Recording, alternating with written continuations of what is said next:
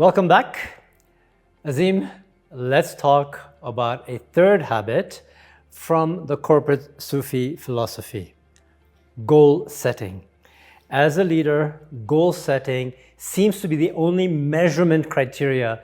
Have we been able to do what we want to do? I've got my goals. If I don't have my goals, I have no direction. Introduce us how the Corporate Sufi model of goal setting might be different. So the way I look at it from a Corporate Sufi perspective, I will ask you a question. Imagine you're 90 years old and now you're coming to the end of your life and you're going back to your creator, if you believe in a creator. And the creator says, Salim, welcome back. I gave you eyes. They were so small, but they could see the stars trillions of miles away. So you were so small, but you had that enormous power inside you. I gave you a brain that was more powerful than a computer. Tell me about your life. And you have 2 minutes to say something which would make you feel, wow, what a life I had. What would you say? I would say that I helped make a difference in my family, my business, and the world. Okay, so you're saying for you, if you could say that I made a difference to my family, my business, and to the world, it's really a wow for me. So to me, goal setting starts there. The end of all ends. Okay? Now, once you start there, and then you do your 5-year goals, 1-year goal, 90-day goals, and align them to that, there is something that a congruence happens. Because everything you're doing is aligned to a bigger purpose. We're all born with zero, and we die with zero. You're born naked, and you die naked. When you realize the end goals is you're going to go with nothing, then your perspective changes of how you set your goals. Let's talk a little bit about purpose, vision, and goal setting. If you don't have a purpose, does this mean you don't have direction? Yeah, so to me, what you just said about the 90-year-old thing is your purpose. I've come to this world to do 3 things. I've come to this world to support my family who was entrusted to me, so I feel responsible in a positive way. So that is one of my purpose in life. The business I've chosen, which is my livelihood, you feel that's important for me because if I do well there, then I create enough income for my family. And if I can do even more better, I can give some of it to charity, so I'm able to make an impact to the world.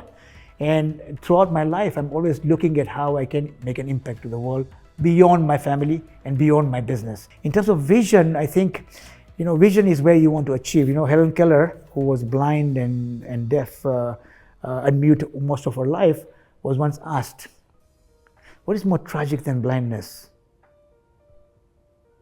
Can you imagine you're blind, can't see anything? What can be more tragic? And she said, to have sight but no vision is more tragic than blindness. Because if you have a vision, then you're directing your energy, your focus towards something bigger.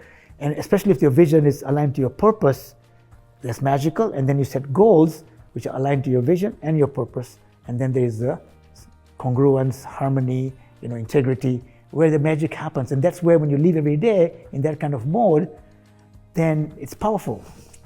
A quote that you've used often, I think was Mark Twain, is the 2 most important days of your life. One is the day that you're born, and the second is when you realize why. So today when I asked you the 90-year question, you found out why you're born. Absolutely. Great. So give us a framework of how I can take my 90-day goal setting forward. So first of all, you write down your your end of all end goals. In your case, family, I want to impact my family positively. I want to impact my business positively, and I also want to impact the world positively. So that becomes your overriding, end of windows. So that's starting point. Then you say, okay, I'm going to now focus on, given the world we are living in today, before we used to do 10 years, 20 years, now we're looking at there's so much change happening.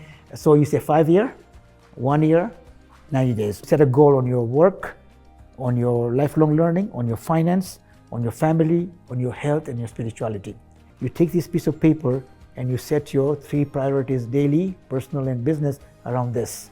So you're scheduling your priorities instead of prioritizing your schedule. Very interesting. So that means if you've got 6 different blocks, 3 priorities, so I have to do 18 things a day? No. So 3 priorities revolve around the 3 areas, which is your family, your health and spirituality, which are personal. Okay? And 3 priorities around your business side is your work, your finance, and your lifelong learning, which are business related. So you pick 3 here and 3 here for the day. The rest is status quo. We spoke earlier about mediocrity. Am I actually living to my capacity? So it all boils down to the vision, right? If your vision is small, then your daily actions are small. But if your vision is like a pie in the sky, I mean, it's really a big, hairy, audacious goal, then of course your yearly goals and your 90-day goals are going to be as much, stretching. One of my clients, Ignacio Cortez, he's in Puerto Rico. They own a beautiful business, they have a restaurant called Chocobar. He gave me an example. He said there are 4 circles. The small circle in the middle is people who are dead. They're not dead, but they're dead. You know people who I'm talking about? That they are alive, but they're almost dead, doing nothing, right? Second circle is people who are comfortable. Then there are people who stretch. They like to stretch, they always want to do more. And the last circle is people who panic. She said the best place to be is comfort, stretch, but don't go into panic. So depending on your vision, you set your goals to get you to where you want to go. So it all starts with a vision. The end of all ends, and then vision. Okay, so the end of all ends, and then to get there you need to have a vision. How do I write a vision for myself? So go back to your 90-year plan, okay? Family, business, world. So, and maybe personal, which personal can have the world part as well, where you're setting your own vision, Salim's vision. This is my vision. Then you have a family vision together. What is our vision as a family? Then you have a business vision with your business people, your partners, your executive team, your employees. So now, depending on whose vision it is, you involve people. In your personal case, you take ownership, unless you want to have your spouse as a key player in your personal life, then you involve her to be part of your vision. Got it. Okay, fantastic. So I think it's okay to have different visions depending on what sphere of your life you want to But they all align to the 90-year goal. They all align to the 90-year vision. I say my goals every day. And there are a few things about goal setting. Once you've done this thing we talked about, then frequently go back to them. Say it for a length of time. The longer you say, the better. Have crystal clarity. Somebody wakes you up at 3 in the morning, you can tell them, blah, blah, blah. So what happens is now you're walking, talking, breathing, sleeping your goals. You're so aligned to what you're doing, and it helps you say no for a deeper yes. Because your deeper yes is your 90-year goal, your 5-year, your 1 year. So that's what you're going to say yes to. If something else comes up which doesn't align with it, you're going to say no. Because by saying yes to this, you're saying no to this. And we only have so much time in our lives. So that's one of the ways that we can try and balance. Less is more. Fantastic. Great. So just maybe summarize for us the habit that we have to take back on goal setting. Okay. First, write down what your 90-year-old goal is when you're passing away. Yeah. Second is go to a longer term period. Right now, with the world we are living in, 5 years is reasonable because so many changes happening. So you think in 10 years maybe much more stretch. Then you go to a 3-year, 1 year, and 90 days goals. Read them every day. Know them like at the back of your palm. Don't make it too complicated. Keep it simple, and then remind yourself daily with intensity, with frequency, with the length of time, and with crystal clarity. That's a habit which can be a powerhouse. Excellent. Azim Jamal, thank you very much for that.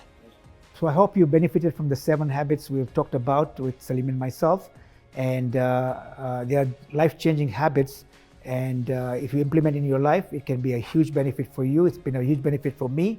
They are not easy to make it as natural as breathing and become a master at it, and that's why we're offering this program to help you implement in such a way that you become a master at them, so they can be lifelong habits for you, which can be transformational in your life. So thank you for being here, and we're looking forward to our workshops and weekly exercises with you.